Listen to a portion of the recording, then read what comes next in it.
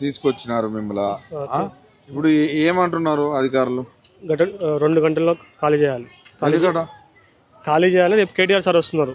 వస్తే ఏమైనా పెద్ద ప్రాబ్లం అవుతుంది, గొడవలు అవుతాయి అని చెప్పేసి ఇది చేస్తున్నారు. ఇప్పుడు ఆల్రెడీ జేసీబీలు బయట ఉన్నాయంట, వాళ్ళు రెడీగా ఉన్నాయంట. ఇప్పుడు ఎవరు ఇందాక ఆయన యూత్ లీడర్ వచ్చి మాట్లాడాడు, ఆయన సపోర్ట్గా మాట్లాడాడు. ఆయన చేసేపోయారు, జైలు వేసారు.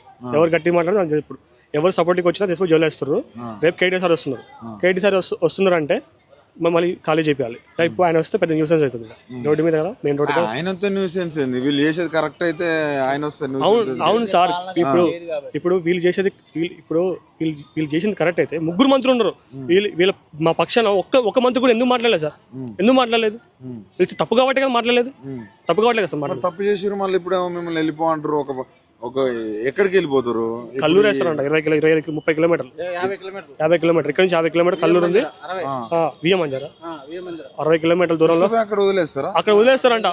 మరి అక్కడ వదిలేస్తే మీ బతుకు కేటీఆర్ సార్ వచ్చి పోతారు. మా తర్వాత తీసుకొచ్చి మమ్మల్ని మా బతుకులు మాకు రోడ్డు మీదే ఇక్కడ పెట్రోల్ బంక్ చచ్చిపోవాలి మేము. అంత అట్లా వేయద్దులే. పెట్రోల్ బంక్ చచ్చిపోవాలి సార్. అన్నం ఎట్లా? పొద్దు నుంచి ఎవరు తిన్నారు? ఎవరు అనగానే అన్నం తిన్నారు అని. అన్నం లేదు, ఏమీ లేదు, మంచి లేదు, పాలు లేదు. గత 2 days నుంచి అది డోర్ క్లోజ్ తీసి ఉంది. ఇవాళ క్లోజ్ చేశారు. అది ఒక ఎంఆర్ఓ అధికారి, ఒక ఎంఆర్ఓ అంటే ఆయన ఏమంటున్నారు అంటే డైరెక్ట్గా ముఖం మీద పెట్టుకొని మీరు ఇప్పుడు పోతే జేసీబీలు వస్తాయి. అసలు ఆయన ఎవరు సార్ అనడానికి? ఇది ప్రభుత్వం, మీ గవర్నమెంట్ ల్యాండ్, మాకుండే హక్కు ఉంది ఇక్కడ. ఆయన ఎవరు అనడానికి? మొత్తానికి అయితే నుంచి బొమ్మంటారు. చేత ఎట్లనే ఖాళీ చేయాలి, ఎట్లనే చేయాలి అంటారు.